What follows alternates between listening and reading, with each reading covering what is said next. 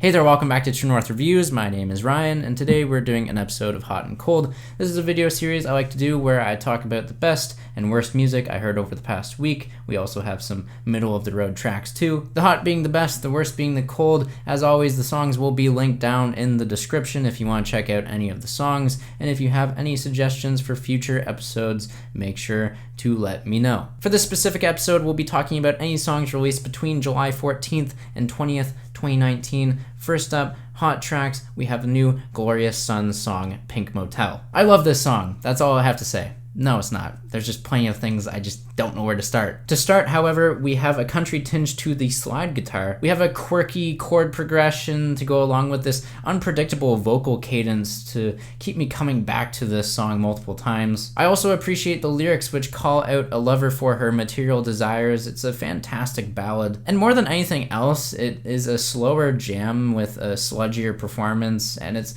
one that has an unfiltered, visceral, and raw climax. A big improvement over the other single Glorious Sons put out last month, Panic Attack. With that, there are two singles that have now been put out by the Glorious Sons, and they have just announced a new album on the way, September 13th. It is going to be entitled A War on Everything, and holy crap, I am so pumped. We have the album cover, we have the track list. Life is amazing. Moving on from there, we have Leon Bridges dropping his first single since the 2018 record, Good Thing. It was one of my favorite albums from 2018. The newest song from Leon, That Was Yesterday, that is the title of it, is going back to more of his acoustic guitar-driven sound that dominated his debut album. We have the rhythmic guitars, the spacious vocals, and a 6/8 time signature to go along with it. This tune, however, feels a bit more original compared to the 50s and 60s Sam Cooke influence that he had dominating his style back earlier in 2015. But I'm glad he has since broken free of it and has found his own voice. I feel like this new track is retro soul inspired, and it has me buzzing and happy for the appreciation of the past. Charli XCX and Christine and the Queens have teamed up for a new single, Gone. This is a glossy and synth-heavy track. The vocal clips and sweeping voices in the final minute are among the song's best moments. And at this point, Charli is a monster pop star, and she should be leading the way for the future when it comes to this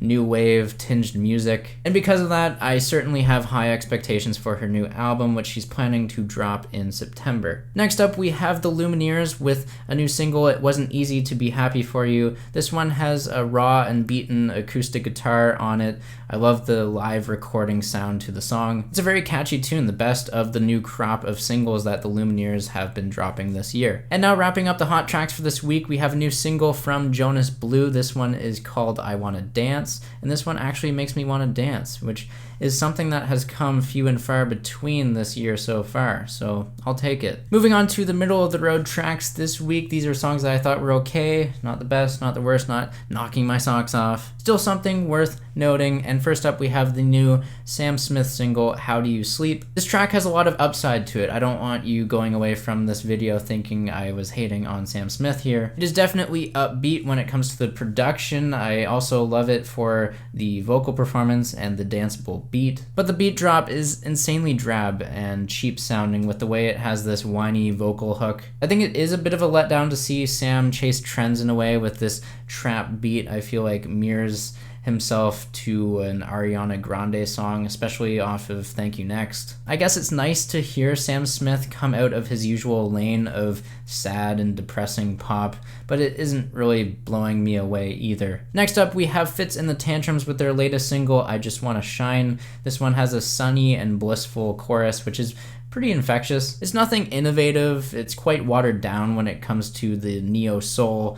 It's fine, one of their more average releases for the new forthcoming record that they have on the way. Miranda Lambert dropped a couple singles last week. It All Comes Out in the Wash is the title of one, and then the other is called Locomotive. They aren't as fiery and badass as some of her previous songs in her back catalog. Vocally and lyrically, I feel like she doesn't really compare, but it's lighthearted country fun, and I can't hate on it. Miranda Lambert is just someone I look to in this age of new country stars who has this knack for making distinct sounding country songs, and that's something that has always held me back with liking other artists such as Thomas Rhett. Him, along with others, just don't really make many unique songs. They all end up sounding the same to me, at least. Moving on from there, I want to talk about the new All American Rejects single, which is more than a single in a way. It could be viewed as like an EP. I know back in the day singles used to be 2 tracks, but this one has 3, so I'm going to talk about them. First up, we have Send Her to Heaven. This one I would say is the best of the batch of songs that they released last week. Sounds like the Zolas, or I Don't Know How, but They Found Me. I like the guitar solo on this one, Send Her to Heaven.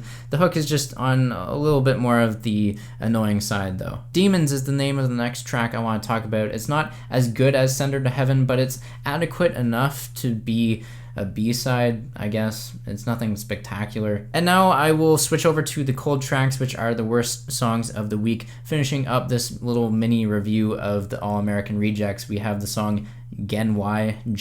The band doesn't care if their own listeners hate the song, but they kind of sell out when it comes to the trap hi-hat beat to this song. I'm just sitting here like, okay then, like, I'm done. So as like a mini review, I guess, for like that single EP overall, I think it's just like a 5 out of 10. Like, there is one good song and then the other 2 are just like, why? However, moving on to the rest of the cold tracks this week, we have a new song, a posthumous release from XXXTentacion. There have been a few that have been released for him, and this new track is entitled Royalty. This one, he assembles a bunch of other guys on the track as well. I feel like there are plenty of horrible vocal performances on here, though. We have this Latin tinge to the deliveries. The hook on the track is also really void, too much space between the words, and everything feels a little disconnected, a little disjointed, a bit jarring. After listening to it, it just makes me think I'm sitting through Views era Drake all over again. Next up, we have a new single from Bazi, IFLY. You know what it stands for. In this one, I'm not liking it. It sounds like Russ or Mike Stud. We have this bland as hell acoustic guitar loop, a half-assed, trying so hard to be cool, white boy vocal performance, and yeah, this one is sickly. Another disappointment this past week, we have 2 new singles from Akon. He has, these are bad. Wakanda and Low Key are the names. These are just eye-rolling and just disgusting for their lyrics. Really some of the worst songwriting I've heard all year. We get some flavorless auto-tune, some surface-level understanding to world music, and I can't excuse Akon for this trash. He sounds like he's imitating Popcan's already dreadful dance hall. Next up, we have a single from Electric Guest, Dollar. I can't take the vocal serious on this. I feel like they're too high-pitched and fake sounding. I expected more because I heard this artist as a feature with Carly Rae Jepsen earlier this year, but oh well. Lil Pump has a new single out this week as well. It's featuring French Montana and Quavo. Pose to Do is the name of this one. I lost brain cells listening to it. Can someone please tell me why they enjoy this? Like, I don't see the appeal. Is it the vocals? Because it takes like no talent to mask your voice in auto-tune to the point where you just sound like a robot. Is the beat good?